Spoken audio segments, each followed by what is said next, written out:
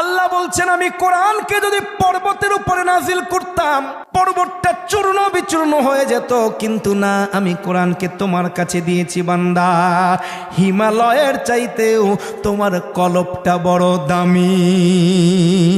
দুনিয়ার যত শক্তি আছে সব শক্তির চাইতে আমার আল্লাহর কাছে সবচাইতে বড় পাওয়ারফুল স্পেস, পাওয়ারফুল লোকেশন হলো এই হৃদয়টা, ঠিক কিনা? আমাদের যুগে এখন এই যে মোবাইলটা আমার কাছে দেখতেছেন 37,000 টাকা দিয়ে কিনা, এর মধ্যে স্টোরেজ পাইছি 256 জিবি। এর আগে যে মোবাইলটা চালাইতাম ওইটা ছিল 64 জিবি। তার আগে যে মোবাইলটা চালাইতাম ওইটা ছিল 8 জিবি। তার আগে যে একটা বাটন মোবাইল চালাইতাম ওইটার মধ্যে আছে মাত্র 533 কেবি। এগুলো পোলাপান বোঝে, এই দিকে ওয়াজ করা খেলনা, এগুলো হলো জায়গা। 533 কেবি থেকে 256 জিবি, মাত্র 3 গ্রেড। কারণ কেবির চাইতে বড় হলো এমবি, এমবির চাইতে বড় হলো জিবি। এইখানে আইসে ওই যেই মোবাইলটার দাম 900 টাকা, সেই মোবাইলটা 256 জিবি, 3 প্রজন্ম উপরে আইসা দাম হইছে 37। কত? আমারটা তো কম দামে, আরো বহুত মানুষের বহু দামি মোবাইল আছে। এতটুকু একটা অবস্থা, কম্পিউটারের হার্ড ডিস্ক যদি 1 টেরা লাগান 5,000, 2 টেরা লাগাইলে 9,000, 4 টেরা লাগাইলে 16,000। এটা হলো জায়গা নিয়ে আমার ভাইরা, জায়গা পরিধি। আমার আল্লাহ কয় পাগলা রে,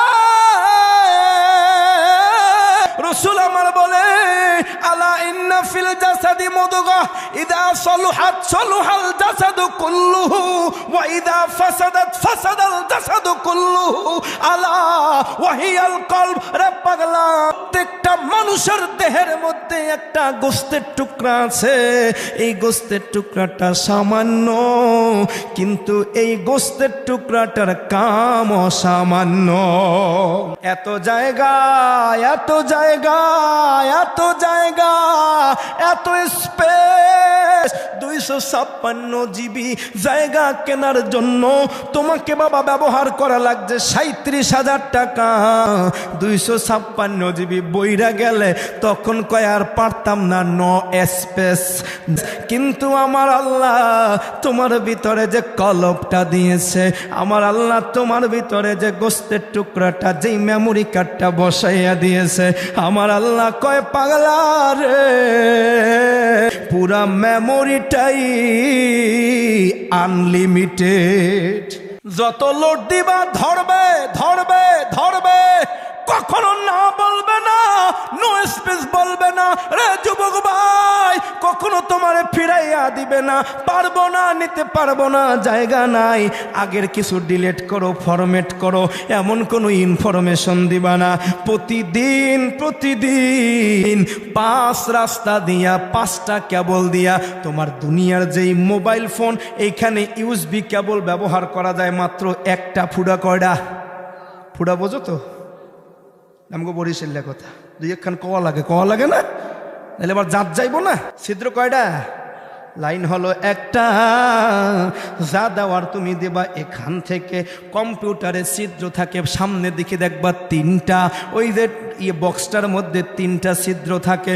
এই 3টা দিয়ে 3টা ইউএসবি ঢুকান যায়, কিন্তু 3টা দিয়ে যদি 3টা ইউএসবি ঢুকাও তোমার পাওয়ার কমে যাইবে, তোমার এটার রানিং স্পেস, রানিং ক্ষমতাটা কমে যাবে। কিন্তু আমার আল্লাহ কয় পাগলা রে, আমি তোমার জন্য লাইন দিয়েছি 5টা। কয়টা? এ বাবা, ওই কলব নামক স্পেসের মধ্যে, মেমোরি কার্ডের মধ্যে ঢুকাইবার জন্য আল্লাহ লাইন দিছে কয়টা? 1 নাম্বার লাইন হলো তোমার চোখ। চোখ দিয়া দুনিয়ার যত যা কিছু দেখবা সাথে সাথে কলবের মধ্যে সেভ করে দেয় কেডা? 2 নাম্বার রাস্তা আর জিব্বা। জিব্বা দিয়া নুনের মধ্যে চাটা দিলে এটা কেমন লাগে, মধুর মধ্যে চাটা দিলে কেমন লাগে, সাথে সাথে সেভ হয়ে যায় কোন জায়গায়। পরের দিন দেখা চেনো চিকন চিকন দানা, একটু ভুলু ভুলু শেপ, এইটা হইল নুন। ওইটা আর মুখে দেওয়া লাগে না, ওইটা মুখে দিলে কিন্তু সুবহানাল্লাহ আস্তাগফিরুল্লাহ ওয়াক থু চিকনের চাইতে একটু মোটা দানা, ব্লু শেপ না, একটু ম্যাজেস্টো, একটু মিষ্টি কালার, একটু শেপ থাকে, কালারিং থাকে। এইটা চিনি জিব্বায় লাগানো লাগে না, অমৃত। কথা কন না? এই যে তথ্যটা কোনটা নুন কোনটা চিনি এইটা বুঝাইয়া দিছে। ওই আপনার ভিতরে যে মেমোরি কার্ড আছে সে সবসময় আপনাকে জানাইয়া দেয়, পাগলা রে এইটা নুন মুখে দিস না, দিলেও মান সম্পন্ন পরিমাণ মতো দিস। এইটা চিনি দে যত দে, কিন্তু বেশি দিস না, ডায়াবেটিসে মইরা খালি বারবার যাবি, ডাইরেক্ট হয়ে যাইব। বাবারে রাস্তা নাম্বার 3, দুই পাশে দুইটা খাড়া কান আছে, বহুত কিছু শোনা যায়, বহুত কিছু শোনা যায়, কানের ভিতর দিয়া ঢোকে। হঠাৎ করে রাতের মধ্যে হাঁটতেছো, কিচ্ছু চোখে দেখো না, কেউ কোনো কথা বলে না, কারো সঙ্গে তোমার কোনো কথা হয় না। পাশ থেকে এই নীরব রাতের মধ্যে হঠাৎ করে একটা ডাক, ভাইরা কান দিয়া কোন শব্দটা আমার দেখা লাগে না, ধরা লাগে না, যাচাই বাছাই করা লাগে না, আমি শুনলেই বুঝতে পারি ঠিক কিনা। আমার আল্লাহ আপনার জন্য একটা নাক দিয়েছেন, চিপা দিয়ে আসতেছে, এটার জন্য বলছিলাম। হঠাৎ কইরা ঘরের পাশ দিয়ে আসতেছেন, ভেতরে কে রান্না করে, কি রান্না করে কিছুই আপনি দেখেন না, কিন্তু এমন একটা ঘ্রাণ পাইলেন আর জবানটা স্থির থাকতে পারে না। ঘ্রাণ পাইছে যে ভিতরে পোলাও আর বিরিয়ানি চলতেছে হুমা হুম।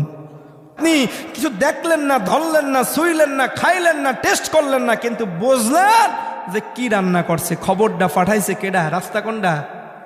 আমার ভাইরা সর্বশেষ নাম্বার রাস্তা আমার আল্লাহ এত বিশাল করে দিয়েছেন, বিস্তীর্ণ করে দিয়েছেন,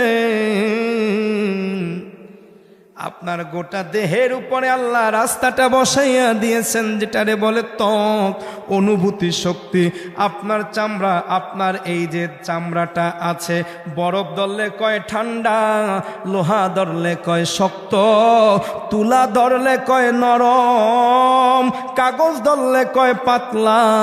এই যে রিপোর্টগুলো দিয়ে দেয়, আপনাকে ল্যাবে যাওয়া লাগে না, এই রিপোর্টগুলো শুধুমাত্র ত্বকে স্পর্শ করে, ধরে আর বলে দেয় এই রাস্তাটা দিয়েছেন কে। আমার ওই আল্লাহ ডেকে বলে, পাগলা রে, আনলিমিটেড একটা মেমোরি কার্ড তোমার জন্য আমি দিয়েছি।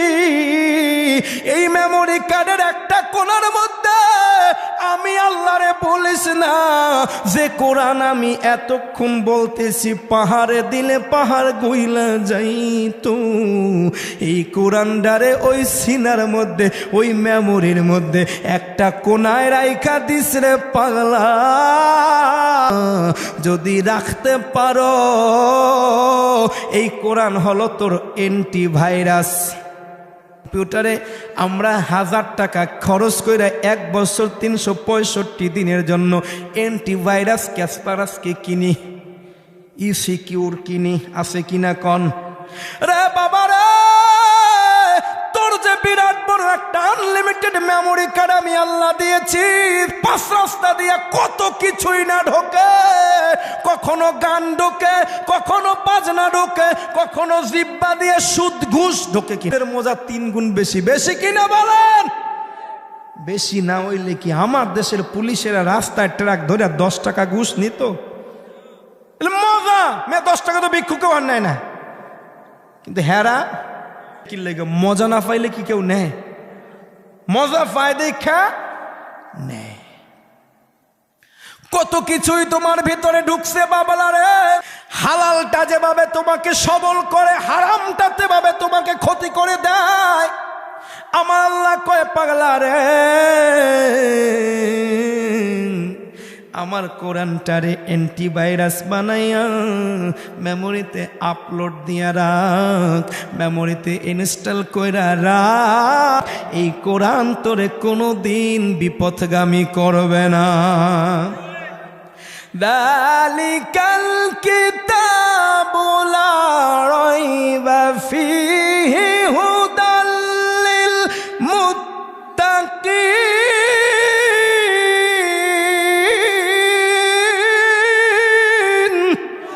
এই কোরআনটা তোমার ভিতরে থাকে রে বাবা, তাইলে আর জীবনে কোনো দিন পথভ্রষ্ট হবা না, পথ বইলা দূরে দেশে যাবা না। হেদায়েত তোমার সামনে, সোজা রাস্তা তোমার সামনে। সব সময় দেখি আল্লাহর কাছে বলো ইহদিনাস সিরাতাল। কোরআনকে বুকে ইনস্টল করা লাগবে। যারা হাফেজ হয় তারা আমার আল্লাহর সেই নিয়ামত লাভ করে, মারহাবা বলেন। হাফেজদের ডিমান্ড এই জন্য আমার আল্লাহ এত বাড়াইছে, কিয়ামতের ময়দানে হাফেজদের মাথার উপরে আমার আল্লাহ নূরের টুপি পরাইয়া উঠাইবে। একজন হাফেজের আমার আল্লাহ কমপক্ষে 10 জন, সর্বাধিক অসংখ্য জন জাহান্নামী হতে যাওয়া মানুষকে শাফায়াতের অধিকার দিবে। একজন হাফেজে কোরআন এই দুনিয়ার মধ্যে তার দেহটা নিয়ে যদি জীবন যাপন করতে পারে, হালাল পথে থাকতে পারে, কবরে শোয়াইলে বাবা একটা পশম মাটির সঙ্গে মিশবে না, পুরা লাশটা অক্ষত রাখবে, কারণ তার সিনার মধ্যে আছে কোরআন। আর নবীর কাছে আবু যর গিফারি আসছেন। নবী আমার মসজিদে নববীর মধ্যে একা একা বসা। আবু যর নবীকে একা পাইয়া নবীর কাছে আইসা একটু বসবে, নবীর সঙ্গে একটু গল্প করবে। কারণ সাহাবায়ে কেরাম সব সময় পাগল থাকতো কোন সময় রহমাতাল লিল আলামিনের কাছে যাইয়া বসা যায়। কারণ সাহাবীরা জীবিকার কারণে, নবীজির দায়িত্ব পালনের কারণে এক একজন এক এক জায়গায় থাকতো, কিন্তু ওর হৃদয়টা সব সময় আমার নবীর সঙ্গে জুইরা থাকতো। নবীকে দেখার জন্য পাগল থাকতো। আবু যর গিফারি আমার নবীকে একা একা পাইয়া দৌড়াইয়া নবীর কাছে আসছে, নবীর কাছে বসছে, সালাম দিয়ে নবীর কাছে বসছে। আমার নবী বলে, আবু যর নামাজ পড়ছনি? কয় না নবী, আমি ঢুইকা আপনারে দেখে আমার আর সহ্য হয় না, আপনার কদমে আইসা দাঁড়াইছি। আমার নবী কয়, আবু যর রে, আমি কি তোদের বলি নাই মসজিদে ঢুকলে আগে 2 রাকাত দুখুলুল মসজিদ নামাজ পইরা তারপরে বসবে? যাও আবু যর, আমি বইসা আছি, আগে নামাজ পইরা আসো। এই মশলা কয়জন জানেন? মসজিদে ঢুকা আগে নামাজ পড়ার জন্য বলেছেন আমার নবী। আর আমরা মুসল্লি মসজিদে ঢুকা আগে খুশি দুলাবালি আসেনি। মনে রাখবেন, যত বড় সলিমুদ্দির কলিমুদ্দি হোক, সভাপতিকে সভাপতির বাপের বাপ হোক না কেন, যদি কেউ এই হিংসাত্মক চরিত্র নিয়ে মসজিদে প্রবেশ করে, আমার আল্লাহ আর গোটা জীবনের সমস্ত আমলগুলো ধ্বংস করে জ্বালাইয়া পোড়াইয়া সারখার করে দেবে, ঠিক কিনা? এভাবে তোমাকে মসজিদ পরিচালনার জন্য বলা হয় নাই। তোমার দৃষ্টিতে যদি কোনো কিছু অসুন্দর মনে হয়, দায়িত্বশীল যিনি আছে তাকে সুন্দর করে বিষয়টা দেখিয়ে দেওয়া, একদম মুসল্লিদের সামনে, অথবা গিয়েই তুমি যাকে বলবা তোমার দায়িত্বশীল, তাকে তার অবস্থা দৃষ্টি না করে তার কেমন আছে, কোন জায়গায় আছে, সুখে আছে না দুঃখে আছে, অসুখ না বেসুখ, কি হয়েছে না হয়েছে, এটা না জানিয়ে যখন তুমি এরকম আচরণ করবা, এটা তুমি প্রতিহিংসা করলে এবং তোমার দাপট দেখাইলা, ক্ষমতা দেখাইলা। মনে রাখবা, কয়েকদিন আগে শবে বরাত গেছে, আমার আল্লাহ বলছেন সবাইকে আল্লাহ ক্ষমা করে, কিন্তু মুশরিক এবং মুসাহিনকে আল্লাহ ক্ষমা করে না। মুসাহিন হচ্ছে এই সভাপতি যেটা বিদ্বেষপূর্ণ আচরণ করে, ইমামের সঙ্গে এরকম খারাপ ব্যবহার করে, ঠিক কিনা? আমার আল্লাহ তোমারে কোরআন শিখার জন্য বলতেছে, পাগলা, কোরআন যদি নিজের ভেতরে নিতে পারো তাইলে তোমার জীবনটা সুন্দর করে দিবেন কে? আবু যর গিফারি দুখুলুল মসজিদ নামাজ পইরা আবার এসে আমার নবীর পাশে বসছে। এবার আমার নবী শান্ত, বসো আবু জর বসো, কি বলবা বলো। আবু জর বলে, নবী গো আপনার নসিহত শুনতে চাই। এবার আবু জরকে আমার নবী বলে, আবু জর রে, দুনিয়ার মধ্যে চলতে যাইয়া সব সময় মানুষ শয়তান আর জিন শয়তান থেকে আল্লাহর কাছে আশ্রয় চাইবা। শয়তান কয়টা? শয়তান কয়টা? দুইটা, একটা হইল মানুষ শয়তান আর একটা হইল জিন শয়তান। আবু জরের তো কপালে ভাঁজ, কয় নবী গো এতদিন পর্যন্ত শয়তান শুনছি একটা, ওইটা হইল জিন শয়তান, ওইটা আমরার দুশ্মন। মানুষও কি আবার শয়তান হয়নি? আমার রসুল কয়, আবু জর হয় হয় হয় রে, মানুষও শয়তান হয়। যার কলজার মধ্যে হিংসা আছে ওটা মানুষ না, ওটা শয়তান, ঠিক কিনা? বাবারে হিংসা, হিংসার আগুন বড় তীব্র। যার কলজার মধ্যে হিংসা আছে সব আমলগুলো জ্বালাইয়া পোড়াইয়া ছাই কইরা দেয়। একজন হিংসুক মানুষ একটা সমাজের লন্ড বন্ড কইরা দেয়, ঠিক কিনা? কারণ দেখবেন হিংসুক চিনবেন কেমনে? হিংসুক কোনো মানুষের কল্যাণ কামিয়াবি কোনোদিন সহ্য করতে পারে? হিংসুকের কাছে কইবেন, মাতবার সব কি হইছে? ওই যে আমগো অটো চালায় না মিশুক, মিশুক মিশুকের ড্রাইভার যে কলিমদ্দির এক মাইয়া আছে, মাইয়া গত মাশাল্লাহ 8 দিহি গোল্ডেন এ প্লাস পাইছে। ওইসা পাইছে জানি কেমনে? দেখো মেট্রিকে করবে ফেল, মেট্রিক পাস করছে। ও মাস্টার, ও মাত বলো, মাইয়া তো মাশাল্লাহ ভালো রেজাল্ট করছে, এই সেন্টারের মধ্যে স্ট্যান্ড করছে।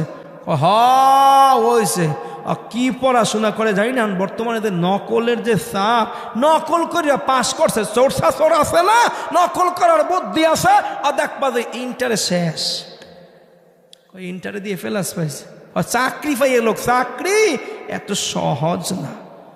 খবর হচ্ছেন নি, কি হয়েছে? প্রাইমারির মাস্টার হয়েছে, চাকরি পাইয়ে গেছে, সরকারি চাকরি, সারা জীবন বইয়া খাইতে পারবো। ওর বাপেও দেখছি যে এখন আর মিশুক টিশুক লইয়া বাইরে না বেচে দিচ্ছে। ওইসে বিয়া দিয়া লোক, এই বুড়া মাইয়া কেউ নিত না, বিয়া করতো না, বিয়ে হইবে না, গড়ে বইয়া পচ্ছে মরব। আছে কি না? অন্যের ভালোটা মোটে সহ্য হয় না। আবু জর